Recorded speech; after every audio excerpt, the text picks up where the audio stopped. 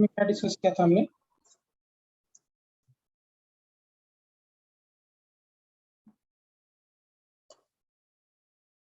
Good morning बेटा। Good morning.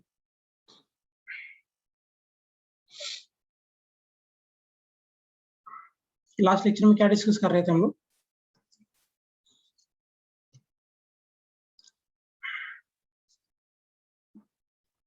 I guess हमने क्या कंप्लीट किया था बेटा? हमने इसका काम किया था ना, फ्लक्स। फ्लक्स का ही किया था ना हमने discussion? Yes sir. Okay. Heading दे दो, प्रॉपर्टीज ऑफ कंडक्टर। डेरिवेशन हमने रेगुलर लेक्चर में कर लिया है।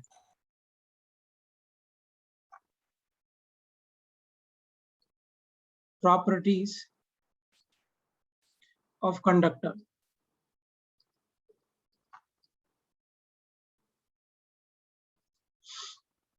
Of conductor. सो हम लोग कंडक्टर के प्रॉपर्टीज के बारे में थोड़ा बात करते हैं। मान लो कोई कंडक्टर है और इस कंडक्टर पे मैंने चार्ज दे दिए, चार्ज प्लेस किया है। लेट्स से कंडक्टर पे चार्ज मैंने प्लस क्यू कूलम का दे दिया है।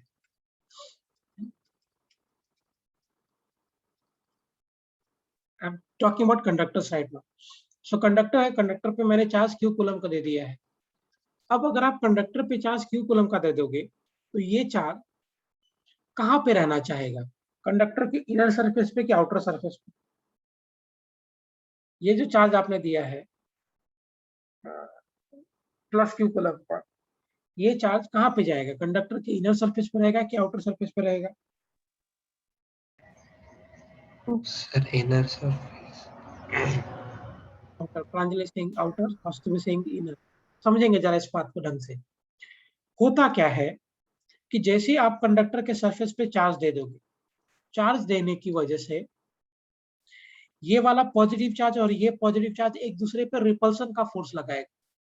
तो ये जितने चार्जेस मैंने दिया है ना, ये सारे चार्जेस एक दूसरे पे रिपल्सन का फोर्स लगाएंगे, right? And due to this repulsive force, ये चार्ज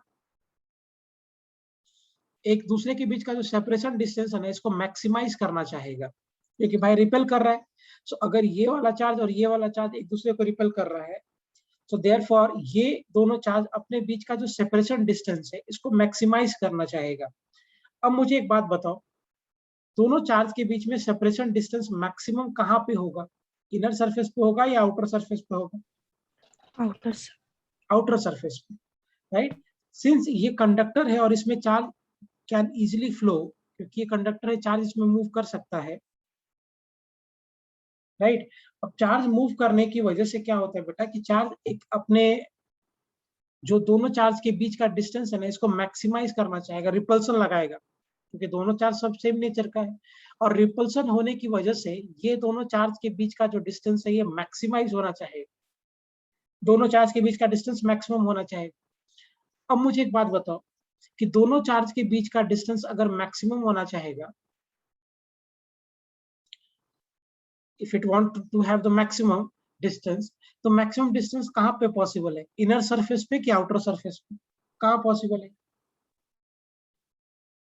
आउटर सरफेस। इसलिए अगर ये कंडक्टर है, इंसुलेटेड रहेगा तो चार्ज मूव ही नहीं कर पाएगा। लेकिन अगर ये कंडक्टर है और अगर मैं कंडक्टर के ऊपर चार्ज दे रहा हूं, तो ये चार्ज अपने बीच का जो सेपरेशन डिस्टेंस है उसको मैक्सिमाइज करना चाहेगा। और सेपरेशन डिस्टेंस मैक्सिमाइज करने के लिए कि जितने भी चार्ज है, this all charge will start moving to the outer surface.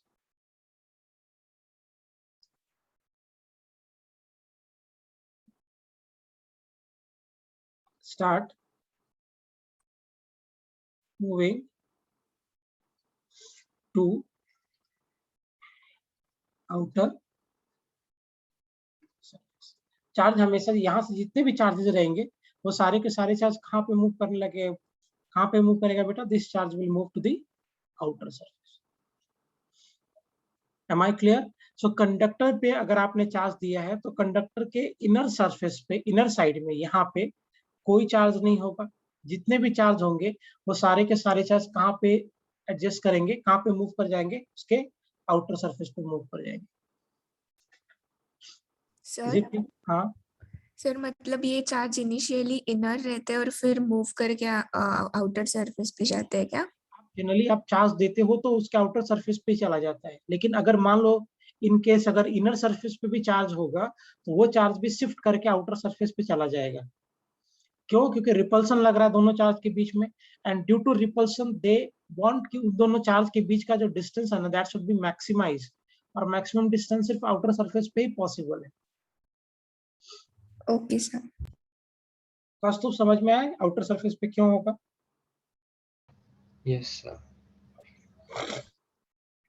लिख लो स्टार मार्क देके, डायग्राम बना के लिख लो।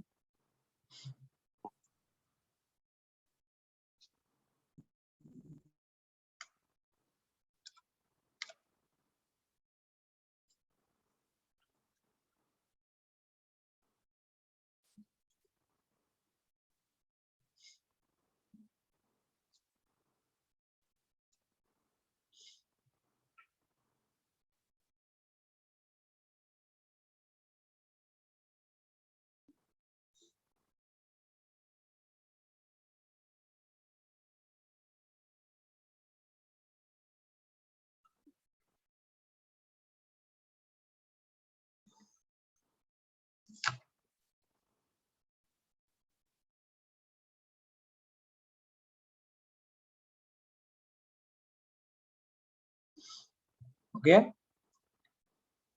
सो जब भी आप कंडक्टर पे कोई चार्ज दोगे, this all charge will move to the outer surface of the conductor.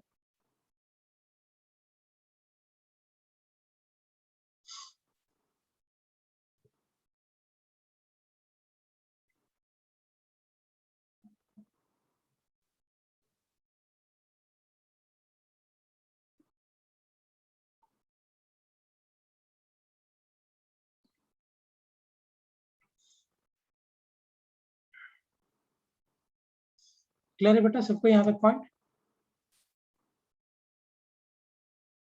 आगे बढ़े। अब मुझे एक बात बताओ, अगर मैं कंडक्टर पे चार्ज दे रहा हूँ और ये सारा का सारा चार्ज अगर आउटर सरफेस पे चला जा रहा है, तो कंडक्टर के अंदर इनसाइड, यहाँ कहीं मान लो कोई पॉइंट मैं लेता हूँ, let's say this point is R. So conductor के अंदर वाले पॉइंट पे what will be electric field? Zero. Zero. Zero. Super. So क्योंकि इसके अंदर तो कोई चार्ज ही नहीं है ना, अगर कंडक्टर के अंदर का मैं पॉइंट लेता हूँ तो इसके लिए क्यू इन ही मेरा जीरो है, और अगर charge inside this Gaussian surface अगर जीरो है तो लॉजिकल बात है कि इलेक्ट्रिक फील्ड भी क्या होगा? Will it be equal to zero? Am I clear properly, everyone? Yes, sir. So the point is that the electric field inside the conductor will be equal to zero. हाँ वो induction वगैरह होगा तो उसके बारे में बाद में बात करेंगे, but here electric field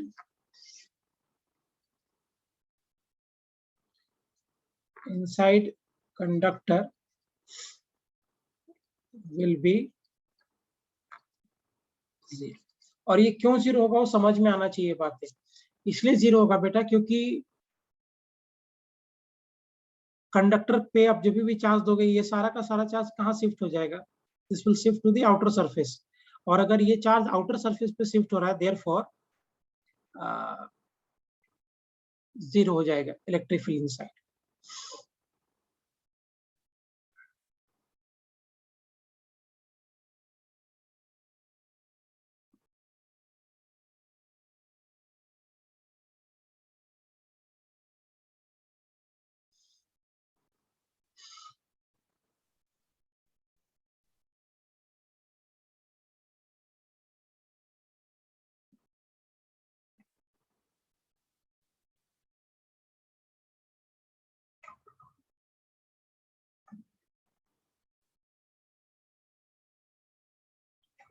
Done.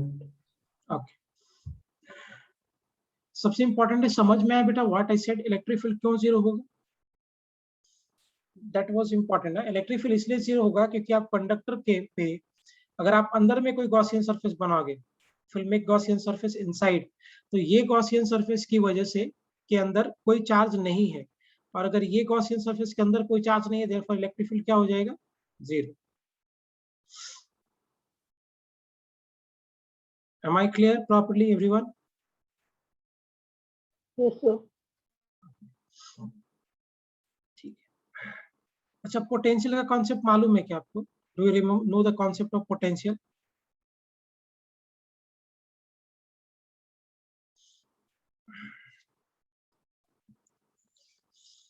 Yes. जरा समझते हैं। अगर मैं hollow sphere लूं, hollow sphere, let's say this is my hollow sphere, conductor के लिए बात करेंगे हम लोग। hollow sphere ले रहे हैं और इस hollow sphere पे मैंने चार्ज प्लेस कर दिया है। I've given them charge, है ना। इस पे मैंने चार्ज बाहर में प्लेस कर दिया, लेट्स से Q कूलम का चार्ज दे दिया है इसके ऊपर, और इसका रेडियस मान लो कि R दिया हुआ है। अगर मैं कोई पॉइंट यहाँ पे लेता हूँ, so what will B potential here? Let's say कि अगर ये डिस्टेंस R है, तो यहाँ पे पोटेंशियल कितना हो जाएगा? What will B potential here?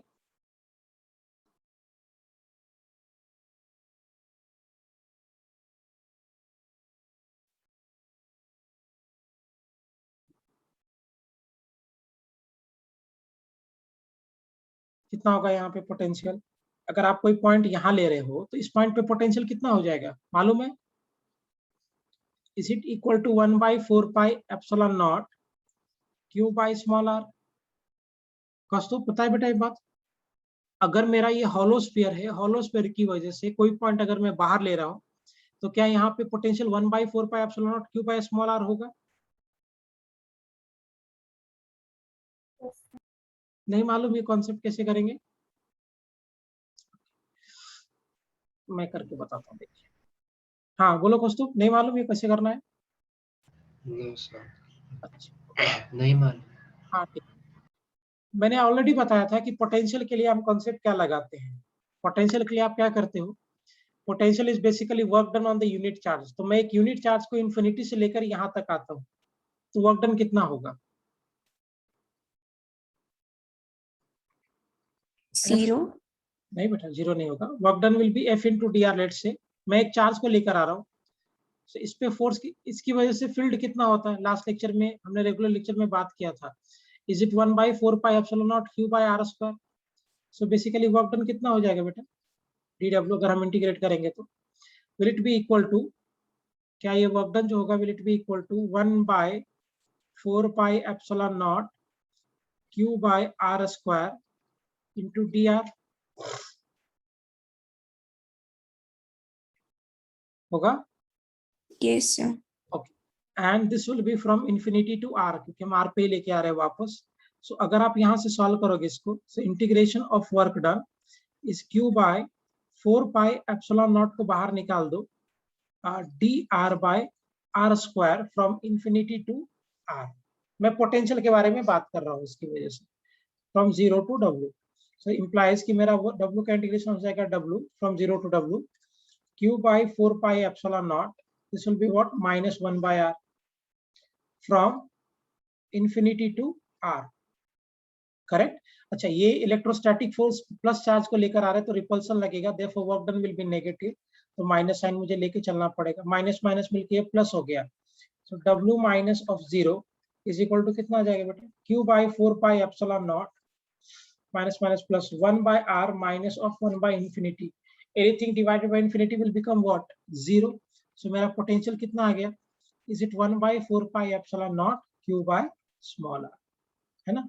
सो अगर आप हॉलो स्फीयर लोगे, हॉलो स्फीयर की वजह से अगर मैं आउटसाइड किसी भी पॉइंट पे मुझे अगर पोटेंशियल चाहिए, so this potential will be equal to 1/4 pi epsilon not Q by small r।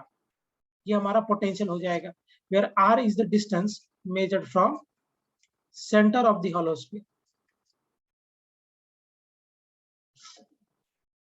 Am I clear, everyone? Yes, sir. Good. Srishti, Pranjal, Kaustubh, clear बेटा बाहर के पॉइंट पे? Yes, sir. Yes. अब देखो, अगर मैं सरफेस पे बात करता हूँ, if I want to have the potential on the surface, कितना होगा on the surface? will it be equal to 1 by 4 pi epsilon naught q by capital R? This will be my potential on the surface होगा। सो hollow sphere के outer point पे जो मेरा potential है is 1 by 4 pi epsilon naught q by small r। Inner point पे जो on the surface जो मेरा potential is 1 by 4 pi epsilon naught q by capital R। Is it clear? So ये मेरा आउटर सरफेस पॉइंट पे हो गया, ये मेरा सरफेस पे हो गया। इनर पॉइंट पे कितना पोटेंशियल होगा? What will B potential on the inner point?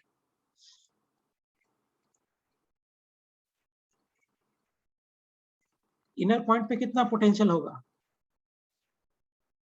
नहीं प्लनिका, जीरो नहीं होगा बेटा। देखो इनर पॉइंट पे इलेक्ट्रिक फील्ड क्या होता है? जीरो। हमने लास्ट लेक्चर में भी बात किया था और अभी मैंने आपको समझाया कंडक्टर की वजह से। सो इनर पॉइंट पे इलेक्ट्रिक फील्ड क्या है? Is it equal to zero? अब अगर इलेक्ट्रिक फील्ड जीरो है, so can I write electric field as minus of dv by d r, और can we write dv as minus of E into d r? Integrate करेंगे। So capital R पे अगर आप देखोगे, और ये मेरा एट एनी डिस्टेंस आर, अंदर वाले पॉइंट पे बात कर रहे हैं। So this is from R to R, लेकिन भाई इलेक्ट्रिक फील्ड ही जीरो है, तो इसका मतलब क्या हो गया? डीवी फ्रॉम वी आर से V R zero is equal to V R minus V into capital R is equal to zero, V into capital R. तो यहाँ से क्या मुझे मिलेगा? V into small R will be equal to 1 by 4 pi epsilon naught q by capital R। समझ में आ रहा है?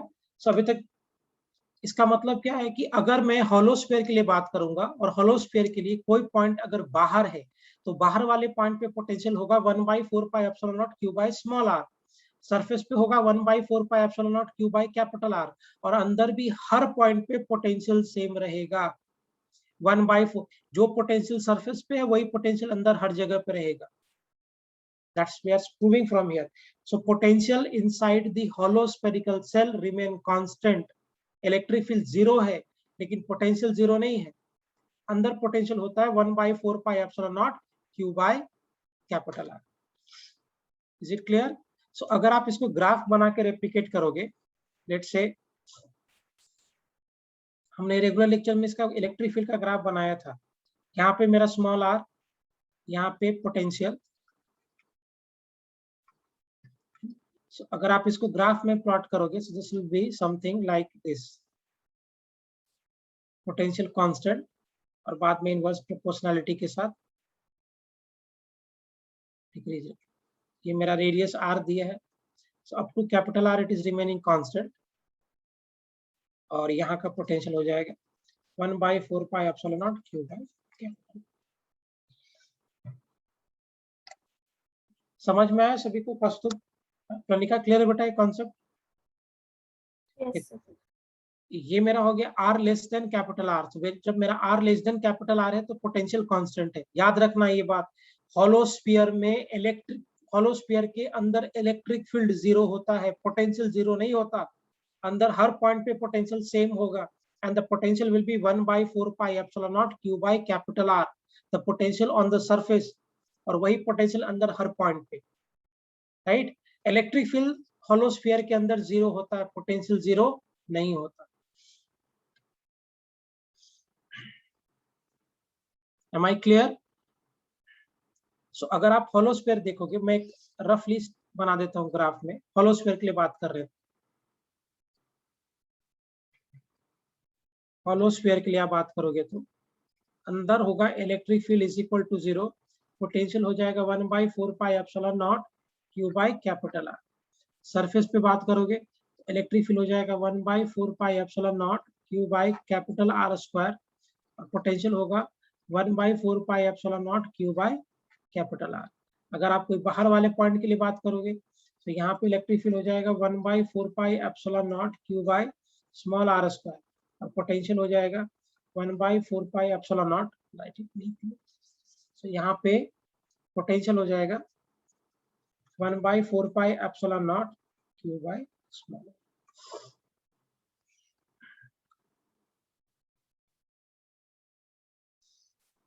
सर सो ग्राफ में जो आपने आर लेस देन आर वाला पार्ट बताया वो नहीं समझ आया। हाँ देखो ना, r लेस देन r का मतलब कि अंदर के किसी भी पॉइंट पे r आपका ये डिस्टेंस है ना सेंटर से। सो अगर r मेरा कैपिटल R से कम है या उसके बराबर भी है तो क्या अंदर के हर पॉइंट पे मेरा पोटेंशियल कांस्टेंट है 1/4 pi epsilon not q by capital R। तो वही लिखा है मैंने। सो अगर मेरा r लेस देन या इक्वल टू भी कर दो, r less than equal to अगर कैपिटल R है तो पोटेंशियल मेरा थ्रू आउट कांस्टेंट है 1/4 pi epsilon not q by capital R and after that वो इनवर्स प्रोपोर्शनलिटी के साथ डिक्रीज करता जाए। समझ में आया स्मृति? Yes sir. गुड, लिख लो फिर आगे बात करते हैं।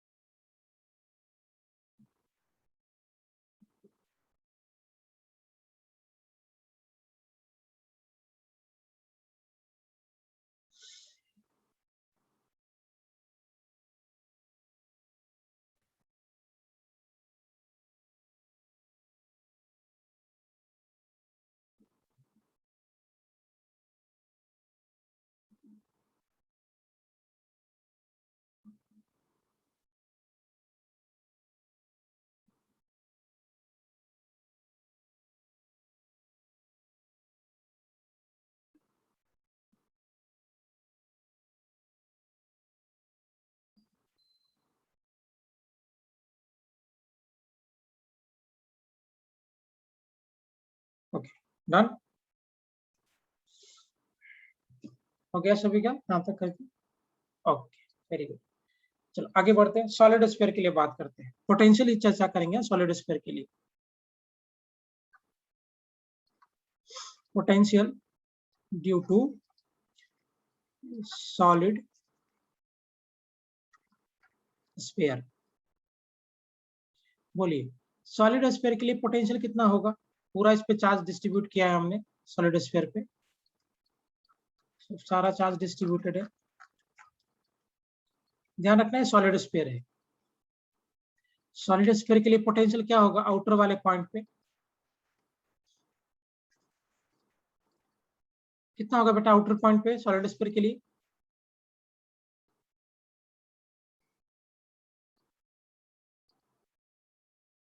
Any idea?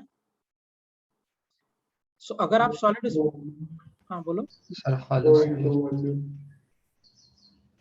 एक बार फिर से बोलना, आवाज नहीं आ रहा। सर रो इनटू वॉल्यूम। रो इनटू वॉल्यूम नहीं, चार्ज पर यूनिट वॉल्यूम नहीं पूछ रहा हूं मैं। सॉलिड स्फीयर के लिए अगर मेरा कोई पॉइंट बाहर है, आउटर पॉइंट है, सो आउटर पॉइंट पे सॉलिड स्फीयर की वजह से इलेक्ट्रिक फील्ड कितना होगा? सर हाँ बेटा hollow sphere जैसे है। सेम आएगा क्योंकि फील्ड बार तुमने देखा होगा लास्ट लेक्चर में हमने डिराइव किया था, तो हॉलो स्फीयर हो जाए या सॉलिड स्फीयर हो जाए, दोनों की वजह से आउटर पॉइंट पे इलेक्ट्रिक फील्ड तो सेम ही था। सो आउटर पॉइंट पे आपका पोटेंशियल कितना हो जाएगा? 1/4 pi epsilon not q by small r, just like the solid hollow sphere. तो whether it is solid sphere या हॉलो स्फीयर, दोनों के लिए ही Piyush on this solid sphere मैंने आपको बताया था नॉन कंडक्टर है तो चार्ज इसके अंदर भी रहेगा, यहाँ पे भी रहेगा, outer surface through out volume में डिस्ट्रीब्यूटेड रहेगा चार्ज। हॉलो था तब चार्ज शिफ्ट कर गया था, सॉलिड में पूरा चार्ज डिस्ट्रीब्यूटेड रहेगा, राइट। सो अगर मेरा point, if I am talking about the outer point, अगर आप आउटर पॉइंट पे बात करोगे तो क्या आउटर पॉइंट पे सॉलिड स्फीयर की वजह से भी उतना ही पोटेंशियल होगा जितना पोटेंशियल हॉलो स्फीयर की वजह से है? Yes. गुड। पीयूष आपको समझा बेटा मैंने क्या बोला अभी? Yes, sir. ओके। अगर मैं ऑन द सरफेस के बारे में बात करता हूँ, ऑन द सरफेस कितना पोटेंशियल होगा? बोलो, क्या ऑन द सरफेस भी वही पोटेंशियल होगा जो पोटेंशियल हॉलो स्फीयर के लिए था? Yes. Yes. Same. Yes. Solid sphere हो जाए या हॉलो स्फीयर हो जाए, दोनों स्फीयर के लिए आउटर पॉइंट पे ऑन द सरफेस पे potential will B same, potential same रहे। लफड़ा इनर पॉइंट पे है। इनर पॉइंट पे इलेक्ट्रिक फील्ड क्या होता है? सो अगर मैं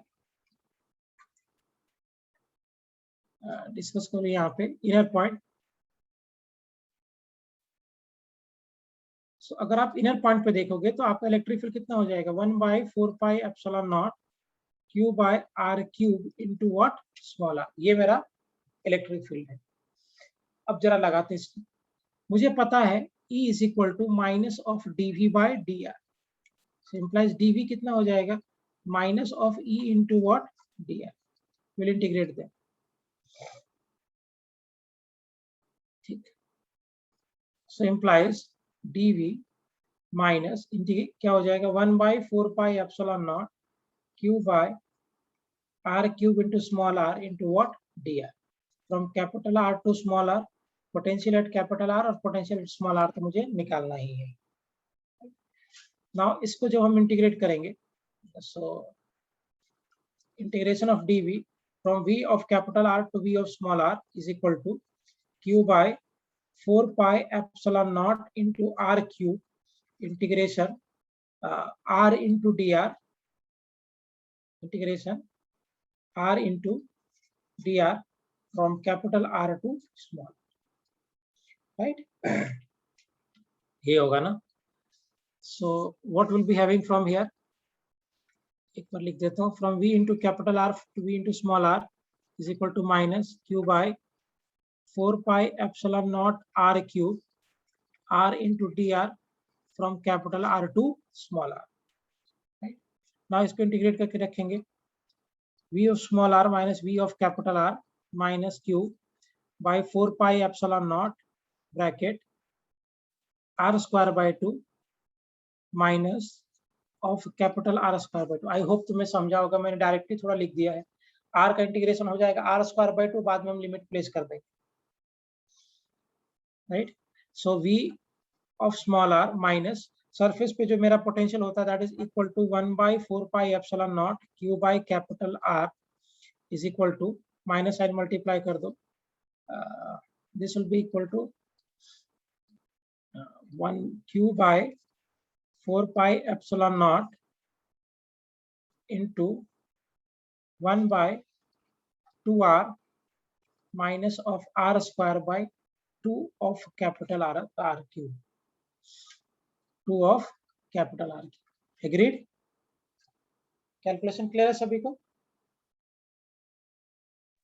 Yes. ओके, इसको तो शिफ्ट कर दीजिए। सो पोटेंशियल एट R कितना हो जाएगा बेटा? अगर इसको मैं अरेंज कर दूं, 1/4 pi epsilon naught Q by 2r, and this will also go this side, so plus 1/4 pi epsilon naught Q by R minus of 1/4 pi epsilon naught Q into R square minus of 2r cube, है ना? सो ये हो जाएगा 3/2। सो potential eight R, एक काम करो, Q by, so what we'll do is Q by 4 pi epsilon naught को हम कांस्टेंट ले लेंगे बाहर common, so Q by 4 pi epsilon naught को बाहर ले लिया, this is 3/2r minus of this will be equal to 1/2 of r square by r cube, होगा ऐसा? सो अगर आप इसको अरेंज कर दोगे, पोटेंशियल एट स्मॉल आर, थोड़ा सा अच्छे से अरेंज कर लेते हैं। So potential at small R will be equal to 1/4 pi epsilon naught q by capital R cube bracket 1/4 pi epsilon naught q by capital R cube को common लेता हूं मैं, so this will be 3/2 of capital R square minus 1/2 of small r square, implies कि VR will be equal to 1/4 pi epsilon naught q by capital R cube into 1.5 capital R square minus of 0.5 into small r. This will be inside. So outside on the surface same, inside potential ये हो जाएगा। याद रहना चाहिए सारे formulas भाई। So inside potential कितना हो जाएगा?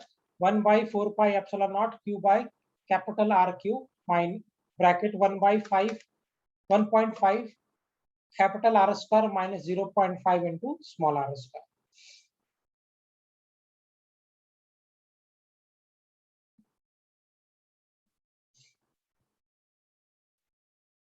सो हॉलो स्फीयर की वजह से हमने पोटेंशियल लिखा हर जगह पे, अंदर बाहर सब जगह, और सॉलिड स्फीयर की वजह से लिखा।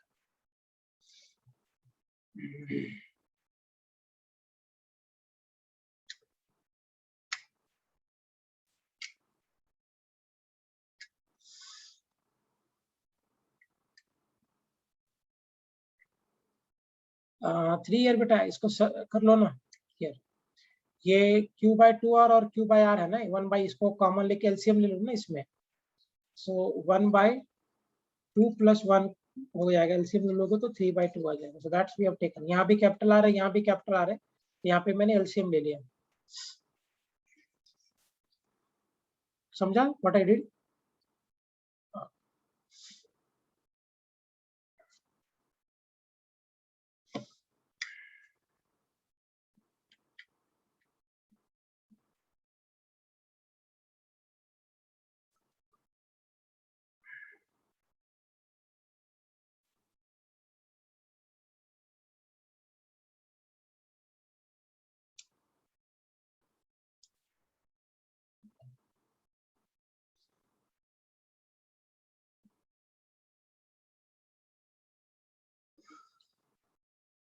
Done everyone? इसका ग्राफ बनाइए जरा। हाँ बना दो बेटा, ग्राफ बनाते हैं अभी। सबको क्लियर हो गया पॉइंट? अब देखो do it in the next page. So अगर आप इसको रियलाइज करो, if it is solid sphere, it now we are talking about, हाँ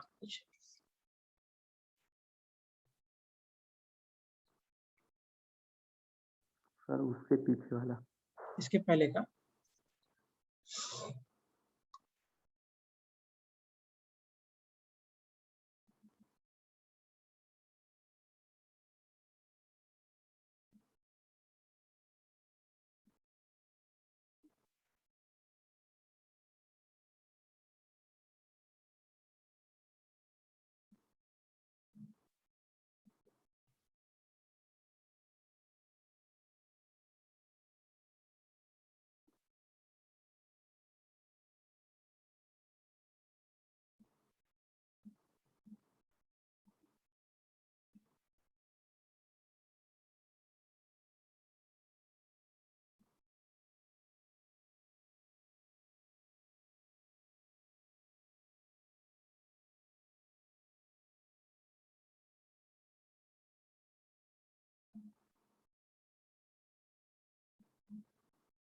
डन सर। देखिए अगर आप यहाँ पे डिस्कस करोगे, this is solid sphere we are talking about, हम लोग सॉलिड स्फीयर के बारे में बात करेंगे। सो अंदर वाले पॉइंट पे जो आपका इलेक्ट्रिक फील्ड हो जाएगा इनसाइड पॉइंट पे, so this electric field will be equal to 1/4 pi epsilon naught q by capital R cube into small r. This was the electric field. Potential हो जाएगा 1/4 pi epsilon naught q by capital R cube into 1.5 into capital R square minus 0.5 to small r. ये हो जाएगा potential अंदर वाले point है ना, 0.5 into small r square. अगर आप सरफेस पे बात करोगे तो सरफेस पे इलेक्ट्रिक फील्ड हो जाएगा 1/4πε0 q by capital R square, और पोटेंशियल हो जाएगा 1/4πε0 क्यू बाय कैपिटल आर। बाहर वाले पॉइंट पे बात करोगे तो इलेक्ट्रिक फील्ड हो जाएगा 1/4πε0 q by small r square, और यहाँ पे पोटेंशियल हो जाएगा 1/4πε0 क्यू बाय स्मॉल आर। ये सॉलिड स्फीयर की वजह से कहानी हो गया। सो अगर आप इसको ग्राफ बना कर रेप्लिकेट करना चाहोगे तो अंदर में माइनस आर स्क्वायर का ग्राफ होगा, माइनस ऑफ दिस। सो इधर मेरा आर लेते हैं हम, और इधर मैं पोटेंशियल ले रहा हूँ इस सरफेस पे साइड पे, है ना। इधर पोटेंशियल, इधर, तो ग्राफ इसका कुछ ऐसा होगा।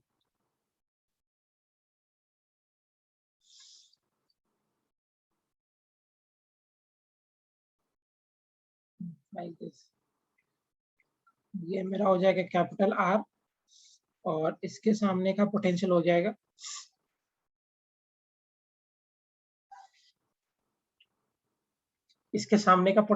यहाँ पे, this potential will be, here it will be 1/4πε0 q by capital R, और ये आपका सेंटर हो गया।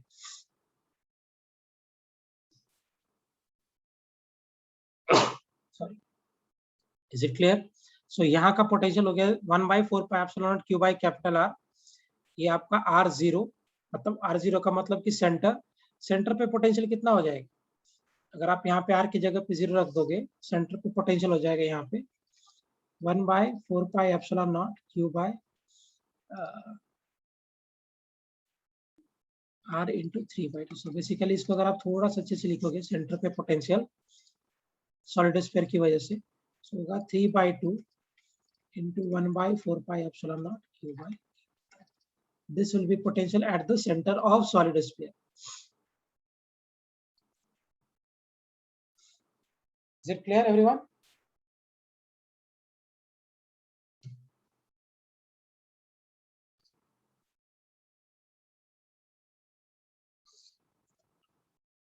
समझ में आ गया सभी को पॉइंट? सो अगर आप कंडक्टर बात करोगे, and if it is spherical conductor, hollow spherical conductor, तो अंदर इलेक्ट्रिक फील्ड 0, अंदर potential 1/4πε0 q by capital R, surface पे जो पोटेंशियल है वही अंदर रहेगा, बाहर तो 1/4πε0 क्यू बाय स्मॉल आर हो जाएगा। लेकिन अगर आप सॉलिड स्फीयर के लिए बात करोगे, तो अंदर electric field 1/4πε0 q by r cube into small r, potential होगा 1/4πε0 q by capital R cube into 1.5 into capital R square minus 0.5 into small r square, और ऑन द सरफेस और बाहर तो सेम रहेगा। And this will be its graph. Is it clear properly everyone? Yes, sir.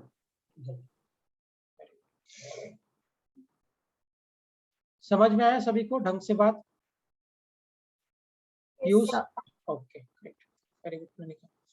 अब जरा एक बात सोच के देखो, मान लो मैं हॉलो स्फेरिकल कंडक्टर ही ले रहा हूँ।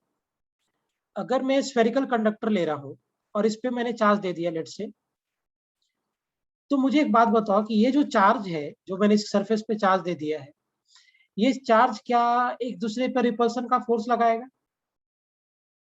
Yes sir. रिपल्सन का फोर्स लगाएगा ना। इसका मतलब क्या ये चार्ज प्रेशर जनरेट करेगा सरफेस के ऊपर? प्रेशर जनरेट करेगा सरफेस के ऊपर, हाँ या नहीं? यस। राइट। अब ये कितना, पहले तो इलेक्ट्रिक फील्ड कितना होगा वो जरा निकालते हैं। सो इस स्फेरिकल कंडक्टर की वजह से जस्ट इसके बाहर इलेक्ट्रिक फील्ड कितना हो जाएगा? जस्ट इसके बाहर कितना इलेक्ट्रिक फील्ड होगा? Will it be equal to sigma by epsilon naught, just इसके बाहर। Yes. कैसे? अभी मैंने बताया स्फेरिकल कंडक्टर की वजह से जो हुआ होता है, that is 1/4πε0 q by capital R square. So can I say electric field as 1/ε0 into q by 4πr square. 4πr square ये आपका एरिया है, and this is q is what, charge. तो ये वाला टर्म मेरा सिग्मा हो गया। सो क्या मेरा इलेक्ट्रिक फील्ड जो होगा, will it be equal to sigma by epsilon naught. तो क्या इस स्फेरिकल कंडक्टर के जस्ट बाहर electric field sigma by epsilon naught होगा, और जस्ट अंदर इलेक्ट्रिक फील्ड क्या होगा, will it be equal to 0? Yes. अब जरा देखिए, मुझे प्रेशर निकालना है कि कितना प्रेशर लगेगा ये चार्ज देने की वजह से सरफेस पे, है ना। उसके लिए आप क्या करोगे कि भाई आप एक छोटा सा स्मॉल एलिमेंट ले लो यहाँ पे, यहाँ पे आप एक छोटा सा स्मॉल एलिमेंट ले लो, लाइक दिस, छोटा सा एलिमेंट हम यहाँ पे ले रहे हैं। अच्छा, सो मान लेते हैं कि ये इतने पार्ट की जो इसके अंदर चार्ज है ना, इस चार्ज की वजह से इलेक्ट्रिक फील्ड जनरेट हो रहा है E1। E1 is the electric field due to this small element. E1 जो हमारा है, this is what, electric field due to small element. ये जो स्मॉल एलिमेंट लिया ना मैंने, इस स्मॉल एलिमेंट की वजह से जो इलेक्ट्रिक फील्ड है वो E1 है। एंड E2 जो आप लिख रहे हो, this is electric field due to remaining part. जो बाकी बचा हुआ पार्ट है उसकी वजह से electric field let's say is E2। So अगर मैं जस्ट बाहर लिखूं बेटा, जस्ट बाहर, क्या E1 और E2 दोनों का डायरेक्शन सेम होगा? इलेक्ट्रिक फील्ड जस्ट आउटसाइड, और अंदर इलेक्ट्रिक फील्ड 0 है, तो ये तभी 0 हो सकता है जब E1 और E2 का डायरेक्शन ऑपोजिट होगा, तभी ना एक दूसरे को कैंसिल करके अंदर का इलेक्ट्रिक फील्ड 0 हो जाएगा। सो कैन आई से, हम कंडक्टर के बारे में बात करें, ध्यान रखना ये बात। सो कैन आई से कि E1 plus E2 will be equal to sigma by epsilon naught. बोल सकते हैं इसके बाहर E1, इसकी वजह से मैंने इलेक्ट्रिक फील्ड लिखा है, E1 is the electric field due to this small element, और E2 is the electric field due to the remaining part. So बाहर में E1 प्लस E2 दोनों सेम डायरेक्शन में होगा, this will be equal to sigma by epsilon naught. Let's have this as equation number 1। और अंदर में क्या हो जाएगा, E1 minus of E2 will be equal to 0, या E2 minus E1 will be equal to 0। No worries, क्योंकि भाई अंदर तो इलेक्ट्रिक फील्ड होता नहीं है, we are dealing for a conductor. So conductor के अंदर वाले पॉइंट पे तो इलेक्ट्रिक फील्ड होगा नहीं, so this will be E1 and E2 will be in the opposite sense, so therefore E1 minus E2 will be equal to what, 0 होगा। So अगर आप यहां से बात कर लो, एडिंग इक्वेशन 1 एंड इक्वेशन 2, अगर मैं 1 और 2 को ऐड कर दूं तो क्या मिलेगा मुझे, that E1 plus E2 is equal to sigma by epsilon naught, and E1 minus of E2 is equal to 0। अगर आप ऐड कर दोगे, so will I be having that 2E1 is equal to sigma by epsilon naught, and therefore from here E1 कितना हो जाएगा बेटा, इसको जब हम सॉल्व करेंगे, so E1 will be equal to sigma by 2 epsilon, and in the same manner E2 का भी वैल्यू हो जाएगा sigma by 2 epsilon। अब मुझे एक जरा बात बताइए, क्या अगर मैं ये एलिमेंट काटता हूं तो इस एलिमेंट की वजह के बाद भी जो रिमेनिंग एलिमेंट है, क्या उस एलिमेंट की वजह से जो इलेक्ट्रिक फील्ड आ रहा है, is it equal to sigma by 2 epsilon naught? Everyone, Kaustubh समझ में आया बेटा मैंने क्या बोला? E1 सिर्फ इस एलिमेंट की वजह से इलेक्ट्रिक फील्ड था, और E2 इस रिमेनिंग एलिमेंट की वजह से इलेक्ट्रिक फील्ड था। सो E1 और E2 इस डायरेक्शन में दोनों फेवर कर रहा है, so E1 plus E2 will be equal to sigma by epsilon naught, क्योंकि बाहर electric field sigma by epsilon naught होता है, अंदर वाले पॉइंट पे इलेक्ट्रिक फील्ड 0 होता है, सो देयरफॉर E1 और E2 एक दूसरे को अपोज करेगा, that is E1 minus E2 will be equal to 0, and this is the calculation.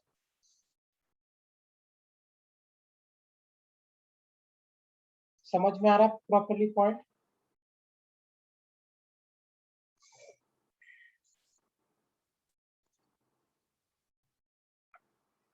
Yes, sir. पक्का क्लियर है सबको पॉइंट यहाँ तक? अब जब मुझे एक बात बताओ, इस वाले एलिमेंट पे जो फोर्स लगाएगा, इस एलिमेंट पे, I am plotting this by blue colour, इस एलिमेंट पे जो फोर्स लगाएगा वो कौन सा इलेक्ट्रिक फील्ड फोर्स लगाएगा, E2 की E1? E1। E1 तो इसकी, हाँ E1 तो इसी की वजह से इलेक्ट्रिक फील्ड था ना, जो रिमेनिंग पार्ट की वजह से जो इलेक्ट्रिक फील्ड होगा, क्या वही इस पे फोर्स लगाएगा? Yes yes sir.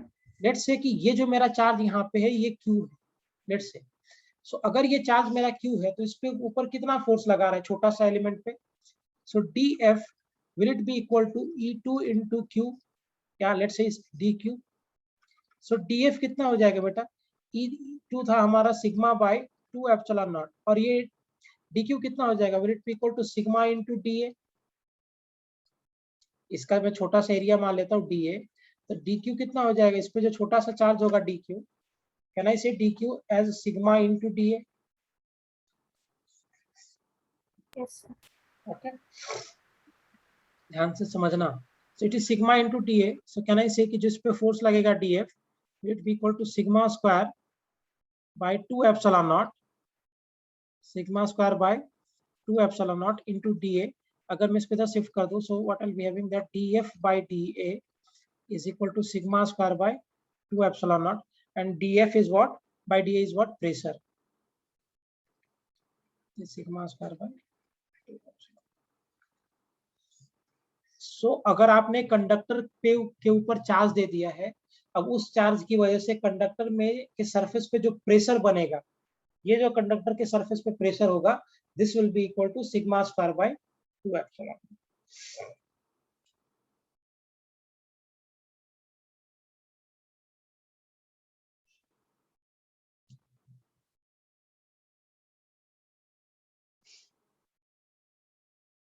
देखो आज बहुत इंपॉर्टेंट कंसेप्ट पढ़ा है हमने।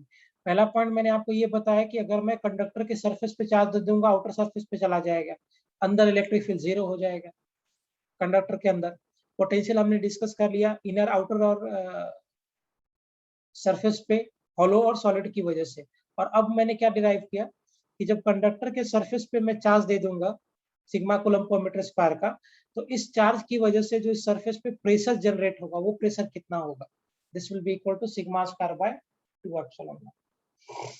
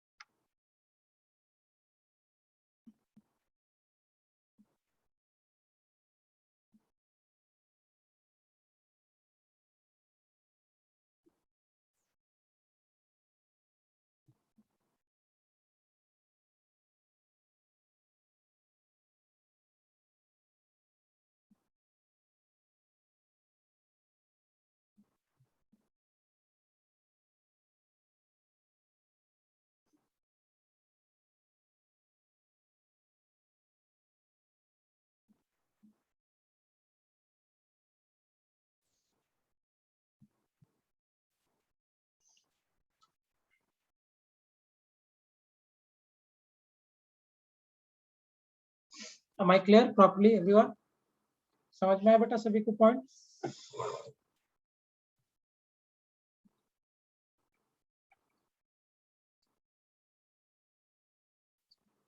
Oh, good. Remaining student, very good. Now, सृष्टि, प्रणिका, गौरव, सार्थक, क्लियर है बेटा सबको पॉइंट ये? Yes sir. Good. So important concept है, वेरी इंपॉर्टेंट कॉन्सेप्ट, ध्यान रखना ये सब फॉर्मूलाज. ओके, चलो क्वेश्चंस करते हैं इसके बेसिस पे, फिर आगे बात करेंगे. अच्छा, एक और बात, चार्ज कब तक ट्रांसफर होगा? अगर चार्ज का ट्रांसफर हो रहा है तो चार्ज कब तक ट्रांसफर होता है? अगर मान लो यहां से लेकर यहां तक मुझे चार्ज को ट्रांसफर करना है, तो चार्ज कब तक ट्रांसफर होगा? जब तक कि दोनों का पोटेंशियल सेम ना हो जाए. ध्यान रखना, charge always get transferred from higher potential to lower potential. I am talking about the positive charge. तो पॉजिटिव चार्ज हमेशा हायर पोटेंशियल से लोअर पोटेंशियल तक ट्रांसफर होता है, क्योंकि इलेक्ट्रिक फील्ड हायर पोटेंशियल से लोअर पोटेंशियल की तरफ होता है. तो पॉजिटिव चार्ज भी इधर ही जाएगा ना, फोर्स इधर ही लगेगा पॉजिटिव चार्ज पे. सो चार्ज हमेशा हायर पोटेंशियल से लोअर पोटेंशियल की तरफ ट्रांसफर होता है, और चार्ज तब तक ट्रांसफर होगा जब तक कि दोनों का पोटेंशियल सेम ना हो जाए. मतलब आपका अगर पोटेंशियल डिफरेंस 0 हो गया तो चार्ज का ट्रांसफर रुक जाएगा, लेकिन चार्ज तब तक ट्रांसफर होगा जब तक कि दोनों का पोटेंशियल सेम ना हो जाए. Am I clear? And charge कम से मेरा मतलब है कि positive charge. I am not talking about the negative charge here. तो आप ये समझो कि positive charge will be always transferred from higher potential to lower potential, क्योंकि इलेक्ट्रिक फील्ड हायर से लोअर की तरफ होता है. तो पॉजिटिव चार्ज भी हमेशा हायर पोटेंशियल से लोअर पोटेंशियल की तरफ ही जाएगा. और कब तक जाएगा? जब तक कि दोनों का पोटेंशियल सेम ना हो जाए. Am I clear everyone? Yes. Okay, अब इसी लॉजिक पे, अच्छा बिफोर दिस इसके पहले मैं थोड़ा सा एक कॉन्सेप्ट और आपको पढ़ाना चाहता हूँ। मान लो मेरा ये कंडक्टर है, ये कंडक्टर है या कोई भी नॉर्मल डाइलेक्ट्रिक है, इंस्टेड ऑफ कंडक्टर में ऐसा डाइलेक्ट्रिक ले लेते। सो ये मेरा कोई डाइलेक्ट्रिक है, ना कंडक्टर है ना इंसुलेटर है, उसके बीच का कुछ है, और इसका डाइलेक्ट्रिक कांस्टेंट लेट से के है, लेट से के है ना। इंडक्शन ऑफ चार्ज टॉपिक दे दो, induction of charge. So we are having a dielectric of dielectric constant के, लेट्स से। अभी क्या है, इसके सामने मैंने मान लो एक पॉजिटिव चार्ज लेकर आ गए, तो क्या होगा, इस तरफ नेगेटिव चार्ज एक्यूमुलेट होने लगेगा और इस तरफ क्या एक्यूमुलेट हो जाएगा, पॉजिटिव चार्ज एक्यूमुलेट होगा या नहीं। या फिर आप instead of placing this charge ना, मान लो मैंने इलेक्ट्रिक फील्ड ऐसे लेके आ गए, external electric field E not. So external electric field जब आपने अप्लाई किया है, सो एक्सटर्नल इलेक्ट्रिक फील्ड की वजह से इधर जा रहा है, तो नेगेटिव चार्ज पे फोर्स उल्टा लगेगा, पॉजिटिव चार्ज पे फोर्स इधर ही लगेगा। सो इधर क्या इंड्यूस हो जाएगा, इधर पॉजिटिव चार्ज इंड्यूस होगा और इधर क्या इंड्यूस हो जाएगा, नेगेटिव चार्ज इंड्यूस हो जाएगा। यस और नो एवरीवन। सो अब देखो, सो अगर आप इस डाइलेक्ट्रिक के अंदर बात करो तो एक्सटर्नल फील्ड तो आपका ऑलरेडी इधर एग्जिस्ट कर रहा था ई नॉट, और क्या आपका ये इंड्यूस्ड फील्ड भी इधर की तरफ चला गया ई आई। Yes, sir. क्योंकि इंड्यूस्ड फील्ड इधर पॉजिटिव इधर नेगेटिव। सो क्या इस डाइलेक्ट्रिक के अंदर जो मेरा नेट इलेक्ट्रिक फील्ड होगा, will it be equal to E naught minus E I. Dielectric के अंदर क्या होगा, is it equal to E naught minus E I. अगर ये डाइलेक्ट्रिक की जगह पे कंडक्टर होता तो जितना एक्सटर्नल फील्ड होता उतना ही इंड्यूस हो जाता, देयरफॉर दे दोनों कैंसिल करके net electric field inside will become zero. But फिलहाल मैं कंडक्टर के बारे में बात नहीं कर रहा हूँ, मैं जनरल किसी भी डाइलेक्ट्रिक के बारे में बात कर रहा हूँ, और बाद में इसको कंडक्टर में कन्वर्ट कर लेंगे। सो अगर मेरा ये डाइलेक्ट्रिक है ऑफ डाइलेक्ट्रिक कांस्टेंट के, और इसको मैंने अगर एक्सटर्नल इलेक्ट्रिक फील्ड में रखा है, तो इस बाजू में नेगेटिव चार्ज एक्यूमुलेट होगा और इस तरफ पॉजिटिव चार्ज एक्यूमुलेट होगा। यस या नो? यस। ओके। इसके अंदर नेट इलेक्ट्रिक फील्ड कितना हो जाएगा, E net. Can I write this as E naught by K? लिख सकते हैं ई नेट की जगह पे ई नॉट बाई के। कैसे? ई नॉट कितना होता है बेटा, 1/4 pi epsilon naught Q by are square. और अगर आप डाइलेक्ट्रिक में डाल दोगे ई नेट तो कितना हो जाएगा, 1/4 pi epsilon naught into K into q by are square. Net यही होता है ना। So can I say E dash will be equal to E naught by K. यानी क्या मैं नेट इलेक्ट्रिक फील्ड को, can I write this as E naught by K? Kaustubh? Okay good, very good. लिख सकते हैं क्या बेटा, E naught by K? implies what, that induced electric field will be E naught minus of 1 by K. If I am placing this in dielectric, so induced electric field will be equal to E naught minus E naught by K, and if I am taking E naught common, so induced electric field will be equal to E naught bracket 1 minus 1 by K. This will be my induced electric field. Yes. आया ना? Okay. Induced electric field को हम लोग लिख सकते हैं, ये भी एक रिलेशन है। और अगर ये कंडक्टर होगा तो कंडक्टर का डाइलेक्ट्रिक कांस्टेंट इंफिनिटी होता है, सो 1 by infinity will be 0, so EI will be equal to E naught for conductor. अच्छा, अगर हम EI को लिखें, so can I write this as sigma I by 2 epsilon naught is equal to sigma naught by 2 epsilon naught bracket 1 minus 1 by K, है ना। यहाँ पे जो टर्म हम यूज कर रहे हैं EI, इसका मतलब हो गया induced electric field.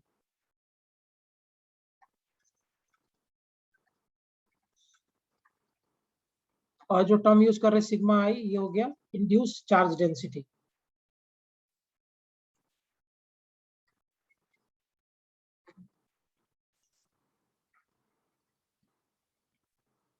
Am I clear everyone? Yes. 2 epsilon not थोड़ा सा तो हेवी जाएगा ये बेटा, क्योंकि अलग पढ़ रहे हैं। मैं अभी वही चेक कर रहा था, आपके स्टेट बोर्ड में ये सब नहीं है। सो क्या मिलेगा आपको, will I have sigma I is equal to sigma naught bracket 1 minus 1 by K. Sigma I को क्या लिख सकते हैं हम लोग, can I write this as Q I by A is equal to Q naught by A bracket 1 minus 1 by K, this area and area will get cancel, और अगर ये कैंसिल हो रहा है तो can I say Q I is equal to Q naught bracket 1 minus 1 by, where K is the dielectric constant, और ये QI जो आपका है इंड्यूस्ड चार्ज है, QI stands for induced charge, ये Q नॉट आपका एक्सटर्नल चार्ज है 1 minus 1 by के, ये किसी भी रैंडम डाइलेक्ट्रिक के लिए मैंने इंडक्शन बता दिया आपको। लेकिन अगर यही कंडक्टर होता, सो कंडक्टर का जो डाइलेक्ट्रिक कांस्टेंट होता है ये इंफिनिटी होता है, अनडिफाइंड होता है, बहुत बड़ा। सो अगर कंडक्टर का डाइलेक्ट्रिक कांस्टेंट इंफिनिटी है, सो 1 बाई इंफिनिटी क्या हो जाएगा, 0। So QI is equal to Q naught bracket 1 minus of 1 by undefined, so ये वाला टर्म 0 हो गया, इंप्लाइज क्या हो जाएगा, QI is equal to Q naught. मतलब क्या है कि अगर ये कंडक्टर होता और अगर आप बाहर 2 कूलम का चार्ज रखते तो अंदर भी इंडक्शन 2 कूलम का ही होता, राइट। लेकिन अगर ये कंडक्टर नहीं है और अगर आप बाहर 2 कूलम रखोगे तो यहाँ पे इंडक्शन कुछ कम होगा 2 कूलम से। ऐसा नहीं होता कि बाहर हम जितना चार्ज रखते हैं उतना ही इंड्यूस कर जाएगा हर बार, वो तो इस पे डिपेंड करेगा। हाँ, अगर ये कंडक्टर है तो जितना आप एक्सटर्नल चार्ज रखोगे उतना ही यहाँ पे इंडक्शन होगा, लेकिन अगर ये कंडक्टर नहीं है तो जितना आप बाहर में चार्ज रखोगे उससे कुछ कम अमाउंट में चार्ज इस पे इंड्यूस होगा, राइट। और कंडक्टर के लिए क्या हो जाता है कि जितना मेरा एक्सटर्नल चार्ज है उतना ही इंड्यूस कर गया, therefore net electric field will be 0. This is for conductor.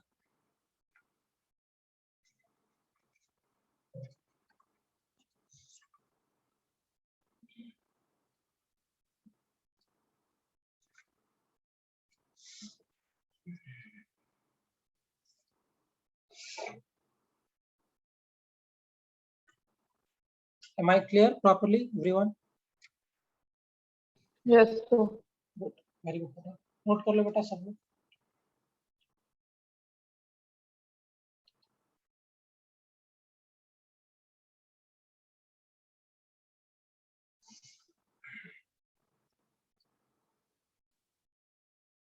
अच्छा, E नॉट बाई के, सी अगर हम नॉर्मल लिखे विदाउट मीडियम एयर में लिखेंगे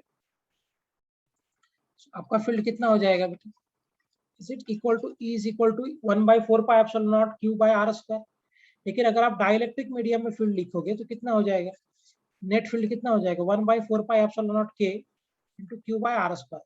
सो अगर मैं इसमें थोड़ा एडजस्टमेंट करूँ, E डैश लिख देता हूँ। So if I am taking 1 by K outside, अंदर क्या बचेगा Pranjal, 1 by 4 pi epsilon not Q by R square, and is it equal to E naught here. तो क्या मैं E डैश को लिख सकता हूँ E नॉट बाई K, इसकी जगह पे E नॉट रख दिया, so E dash will be equal to E naught by K. Pranjal, is it clear beta? Yes, sir.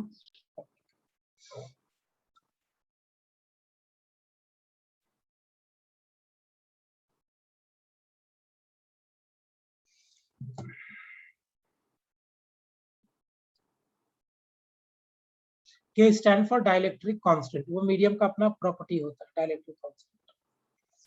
K is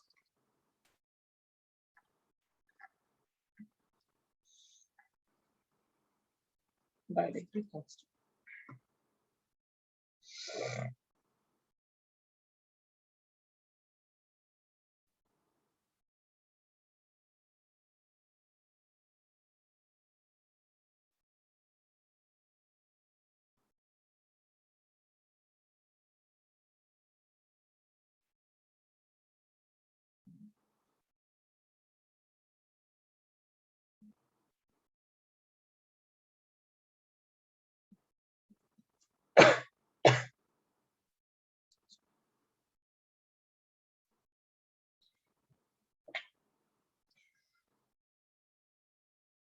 Okay, 1 second, Smriti will take the doubts.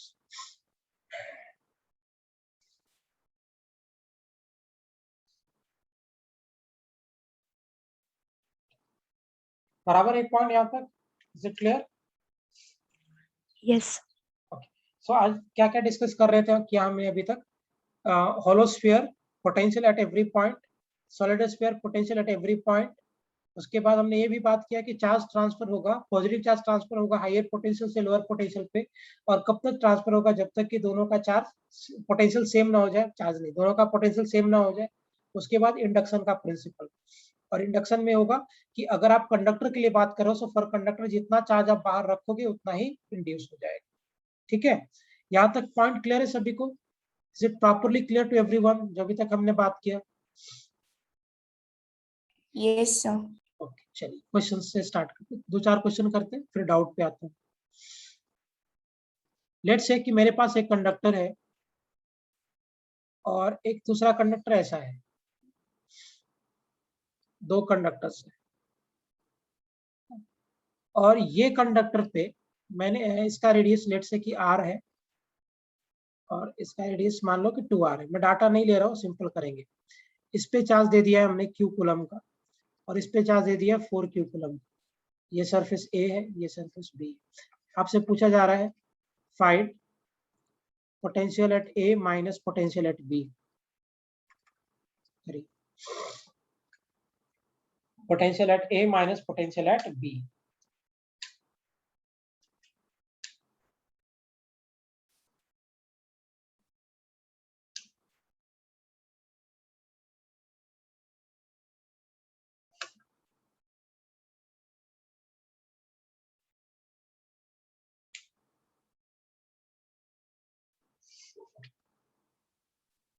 चलो एक मैं करके बताता हूँ। पोटेंशियल एट A कैसे लिखोगे? अच्छा, क्या यहाँ पे प्लस q कूलम का चार्ज है तो क्या अंदर वाले सरफेस पे माइनस q कूलम का चार्ज इंड्यूस करेगा, और क्या बाहर वाले सरफेस पे भी प्लस q कूलम चला जाएगा? अगर आप यहाँ पे चार्ज माइनस q कूलम है तो क्या यहाँ पे इंडक्शन, सॉरी यहाँ पे अगर प्लस q कूलम है तो क्या यहाँ पे इंडक्शन माइनस q कूलम का होगा, और अगर इधर माइनस q हो गया तो बाहर सरफेस पे प्लस q चला जाएगा। यस और नो? सो अगर आप पोटेंशियल एट A लिखोगे कितना आ जाएगा, इसकी वजह से कितना पोटेंशियल आएगा? Is it 1/4 pi epsilon not q by capital R। इसकी वजह से यहाँ पोटेंशियल कितना आ जाएगा? Minus of 1/4 pi epsilon not q by 2r, और इसकी वजह से कितना पोटेंशियल आएगा? So plus of 1/4 pi epsilon naught 5q by 2r, 4q plus q। So potential at A फिलहाल कितना हो जाएगा अगर आप लिखोगे तो? Is it equal to 1/4 pi epsilon not q by r plus 1/4 pi epsilon naught, and this will be equal to 4q by 2r। इसको LCM लेके सॉल्व किया तो क्या ये जो मुझे मिला, is it the potential at point A? ये सरफेस का पोटेंशियल है, ये सरफेस आपका B। Is it the potential of surface A everyone? होगा। अगर यहाँ पे चार्ज बेटा प्लस क्यू है तो यहाँ पे माइनस क्यू होगा, कंडक्टर के लिए बात कर रहे हैं। इसको एक और लॉजिक से समझाता हूँ। तो कंडक्टर पे आप जितना चार्ज रखोगे उतना इंड्यूस करेगा, तो अगर यहाँ प्लस क्यू है तो यहाँ माइनस क्यू होगा, तो यहाँ पे प्लस क्यू जाएगा। मतलब आउटर सरफेस पे अब चार्ज 5q हो गया, इनर पे माइनस क्यू और यहाँ पे प्लस क्यू, अंदर तो कोई चार्ज होगा नहीं। We are dealing for conductors now. Is it clear? Same way में अगर आप पोटेंशियल B पे लिखोगे कितना हो जाएगा? इसकी वजह से यहाँ potential 1/4 pi epsilon not q by 2r, इसकी वजह से भी यहाँ potential minus 1/4 pi epsilon not q by 2r, इसकी वजह से भी यहाँ potential plus 1/4 pi epsilon not 1/4 pi epsilon naught 5q by 2r। सो ये टर्म और ये टर्म कैंसिल हो गया। सो पोटेंशियल एट B कितना हो जाएगा? Will it be equal to 1/4 pi epsilon naught 5q by 2r? So therefore, अगर मैं पोटेंशियल डिफरेंस निकाल दूं, potential at A minus potential eight B, so 1/4 pi epsilon naught q by r plus 1/4 pi epsilon naught 4q by 2r minus of 1/4 pi epsilon naught 5q by 2r implies potential at A minus potential at B 1/4 pi epsilon naught q by r minus LCM लेके solve करोगे, so this will be potential at A minus potential at B will be equal to 1/4 pi epsilon naught This will be the final answer. समझ में आया सभी को?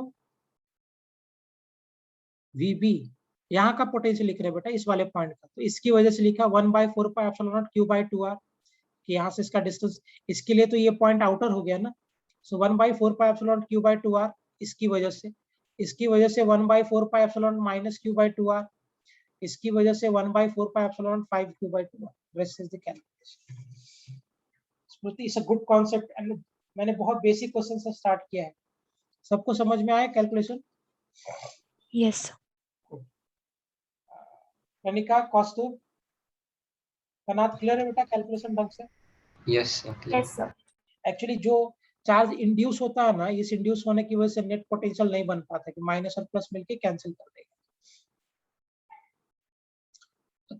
सबको बरोबर है? सबको क्लियर है यहाँ तक point? Everyone? Yes sir. It should be 2R minus R for VB. कहाँ पे है पीयूष? 2R minus R कहाँ पे बेटा? Sir, Q by 2R, 1/4 epsilon naught. ये वाला के बारे में बोल रहे हो? Yes. नहीं नहीं भाई, पोटेंशियल होता है 1/4 epsilon not Q by small r for the outer. तो इसके लिए ये पॉइंट तो आउटर है और स्मॉल r आप मेजर करते हो सेंटर से, तो सेंटर से इसका दूरी कितना हो गया? 2R ना फॉर्मूला में. Yes, sir.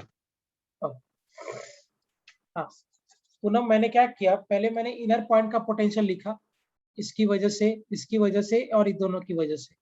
तो इन सभी चार्ज, ये तीनों चार्ज की वजह से ये तो इनर का पॉइंट था, तो वही पोटेंशियल रहेगा जो सरफेस पे है. That's what I have written. इसलिए मैंने सब जगह पे 2R लिखा है. फिर सेम वे में मैंने आउटर सरफेस पे पोटेंशियल लिखा, तो इसकी वजह से outer point 1/4 epsilon not Q by 2R.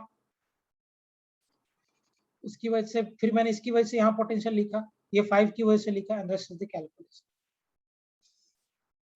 Fine. एक क्वेश्चन और करते फिर डाउट्स ले लेता हूँ. जरा मुझे करके बताइए फटाफट, अगले लेक्चर में इस पे और बातें करेंगे.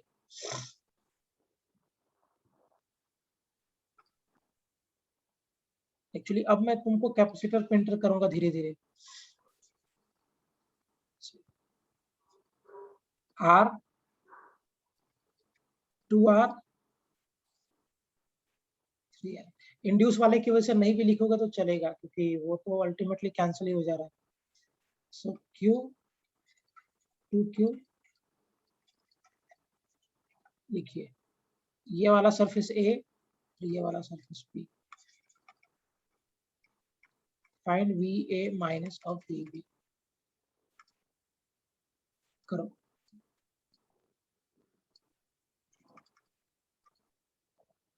वन सेकेंड है.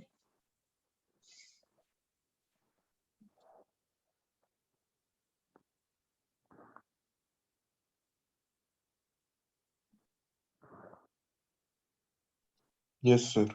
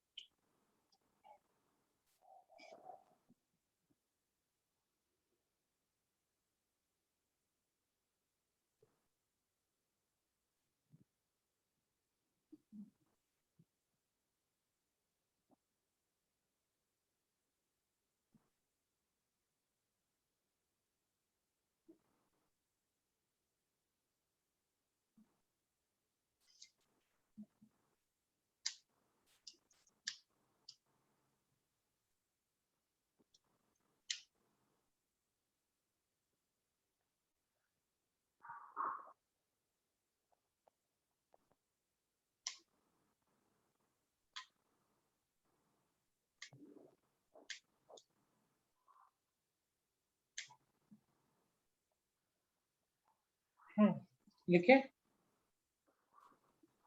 0 आ रहा है. ओके, इस पे पोटेंशियल लिखते हैं इनर वाले पॉइंट पे, इसकी वजह से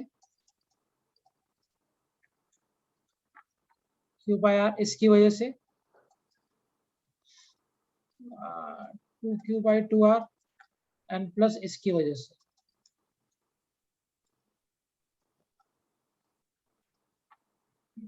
So this 2 and 2 will get cancel और ये 3 से 3 cancel हो गया. So therefore, okay, 0 आ रहा है क्या? ठीक. So potential at A कितना हो जाएगा? 3 into 1/4πε0 Q/r। ये मेरा पोटेंशियल हो गया इनर वाले पॉइंट। सेम वे में ओके प्रांजल वेट, बी पे लिखोगे आप पोटेंशियल एट पॉइंट बी, इसकी वजह से हो जाएगा 1/4πε0 Q/3r प्लस इसकी वजह से लिखोगे 1/4πε0 2Q/3r और प्लस इसकी वजह से लिखोगे 1/4πε0 3Q/3r। सर इधर चार्जेस इंड्यूस करेंगे राइट? तो फर्क नहीं पड़ेगा, तुम करके देख लो ना, कैंसिल हो जाएगा क्योंकि जितना माइनस होगा उतना ही प्लस होगा ना। बिल्कुल करेगा इंड्यूस, यहाँ पे माइनस क्यू, यहाँ पे प्लस, यहाँ पे फिर से 2Q + Q था तो यहाँ पे कितना हो जाएगा 3Q, तो इधर इंड्यूस हो जाएगा -3Q और यहाँ पे हो जाएगा। करके बताओ क्या वो इंड्यूस करके कि समझ में आ रहा है? Yes sir. आप खुद सोच के देखो, यहाँ पे अगर लिखेंगे तो -Q/2r और +Q/2r कैंसिल, यहाँ पे लिखेंगे तो -Q/2r -Q/3r और +Q/3r तो कैंसिल, -3Q/3r और +3Q/3r तो कैंसिल। तो वो अल्टीमेटली इंड्यूस करने वाला चार्ज की वजह से पोटेंशियल डिफरेंस नहीं बन पाता, यानी पोटेंशियल नहीं बन पाता। Correct. So potential at point B कितना हो जाएगा, अगर मैं एलसीएम लिखते हैं तो 5 1 6, will it be equal to 1/4πε0, this will be 6Q/0 कहाँ आ रहा है, हाँ सॉरी गुड, ये कैंसिल हो जाएगा, 2 हो गया। So potential at point B will be equal to 2 bracket 1/4πε0 Q/r। So potential at A minus potential at B कर दोगे, will be equal to 3 into 1/4πε0 Q/r minus 2 into 1/4πε0 Q/r. So therefore potential at A minus potential at B will be equal to 1/4πε0. This is the answer. यही आया था। First क्या गलती किया, तुम्हारा भी 0 आया था।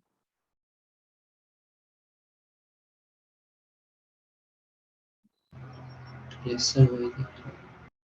हाँ चेक कर, कैलकुलेशन देख लो एक बार, नथिंग एल्स। ये जो इंडक्शन की वजह से देखोगे ना तो यहाँ पे -Q/2r और +Q/2r, सो अल्टीमेटली कोई नहीं इफेक्ट डाल पाएगा।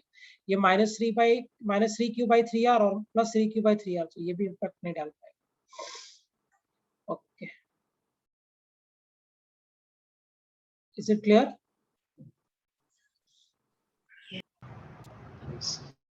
डाउट्स पे आते हैं, एक minute, I share the screen.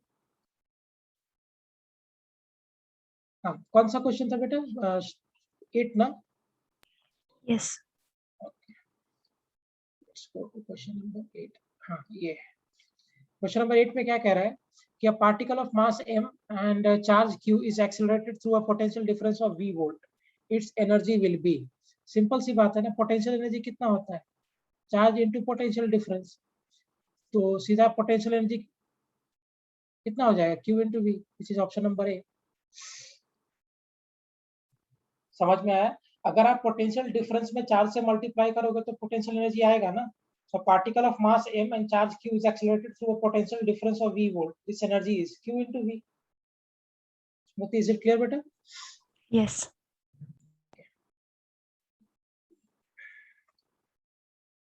हाँ लेता हूँ गुड, आगे बढ़ते हैं। 12 क्या कह रहा है, a positive point charge of 12 microcoulomb and 8 microcoulomb are 10 centimeter apart. The work done in bringing them 4 centimeter closer is, कितना हो जाएगा? 10 सेंटीमीटर से 4 सेंटीमीटर पे लेके आना है। सो वेट सेकंड, सो 10 सेंटीमीटर से मूव करा के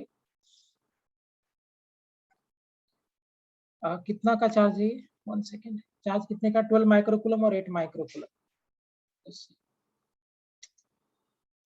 सो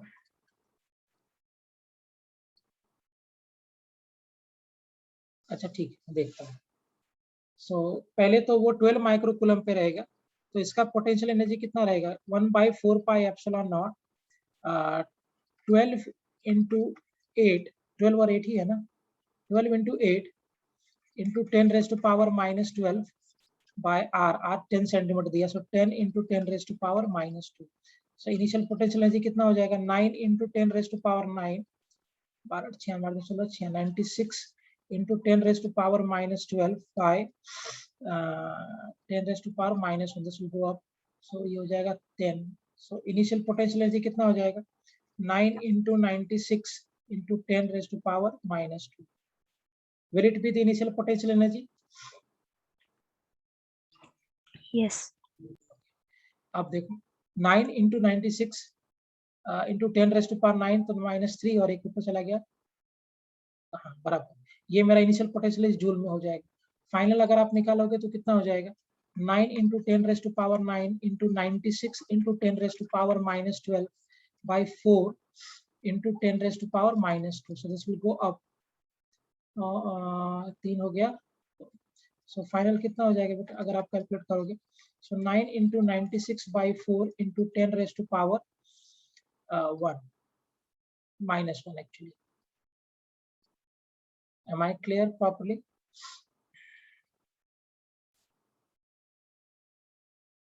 फोर सेंटीमीटर क्लोजर है, क्या पूछ रहे हैं, the warden is bringing them 4 centimetre closer, हाँ तो 6 हो जाएगा एक्चुअली, 4 सेंटीमीटर क्लोजर लेकर आ रहा है उसको.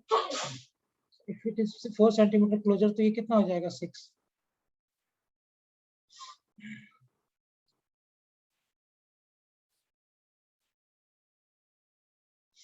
What this will be 48 बराबर. So it is 48 into 10 raised to power minus 1. So finally कितना हो जाएगा, 144 into 10 raised to power minus 1. So will it be equal to, final will be 14.4 joule, और ये कितना हो जाएगा, so 96 में अगर आप 9 से मल्टीप्लाई कर दोगे, so 96 कैलकुलेटर यूज कर लेते हैं सर 864, हाँ, into 9, 864 by 100. So will it be equal to 8.64 joules? होगा क्या, 8.64 joules. So work done कितना हो जाएगा इस केस में, final minus of initial. So this implies कि work done कितना हो जाएगा, 14.4 minus 8.64. So 14.4 minus 8.64, this will be 5.76. बरोबर ना, so वर्क डन कितना आ गया, this is equal to 5.76 joule. Am I clear properly?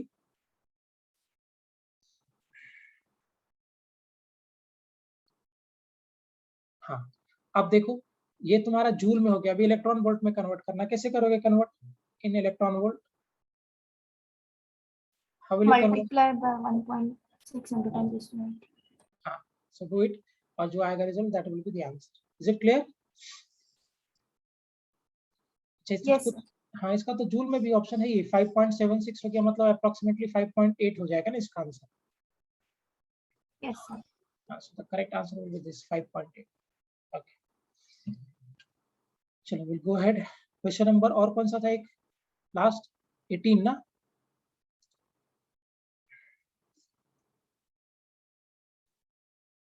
था ना बेटा, हाँ ये रहा. When the distance between the charged particle is half, the force between them will be, तो डिस्टेंस को हाफ कर दोगे तो फोर्स तो 4 टाइम हो जाएगा ना, क्योंकि होता है 1/4 pi epsilon q1 into q2 by r square. So अगर r आपका हाफ हो गया, r स्क्वायर by 2, r/2 का होल स्क्वायर करोगे तो r स्क्वायर by 4 आ जाएगा, that will go up, so force will become 4 times. Am I clear? स्मृति समझ में आया बेटा, 4 टाइम्स.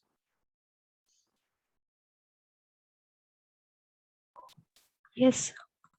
ये तो बहुत आसान. ओके, बाकी सब हो गया, Yes, sir. सारे कर लिए. Yes. Okay, send me this solution. I'll just check once. मुझे सारा सॉल्यूशन व्हाट्सएप करो, पूरे इसका सारे कंप्लीट कर लिया ना बेटा स्मृति तुमने, Yes, sir. ठीक है, send me the solution. Okay. Is it clear everyone? Calculation समझ में आ गया सभी को यहाँ तक? सबको क्लियर है बेटा? आज जो हमने डिस्कस किया, is it clear to all of you? Yes, sir. Yes, sir. Yes, sir. We'll wind up for this lecture. अगले लेक्चर में हम लोग आगे और बात करेंगे. And one more thing, I'll suggest you all कि जो भी हम पढ़ते हैं इसका उसका एक नोट्स बना के रखो. ऐसा नहीं कि सिर्फ वीडियो देख के छोड़ दो. Make a note of this. That will help you a lot. Exam के थोड़े दिन पहले. तो जो भी आज हमने डिस्कस किया उसका एक नोट्स जरूर बना लेना. Is it fine? Yes. ठीक है बेटा. We'll wind up for now. हाँ, yes. Thank you. Okay. पुनः मुझे एक बार रिमाइंड कर देना बेटा. In today late evening I'll send you that. Okay. Okay, sir. We'll wind up for today's. Thank you, sir. हाँ, bye.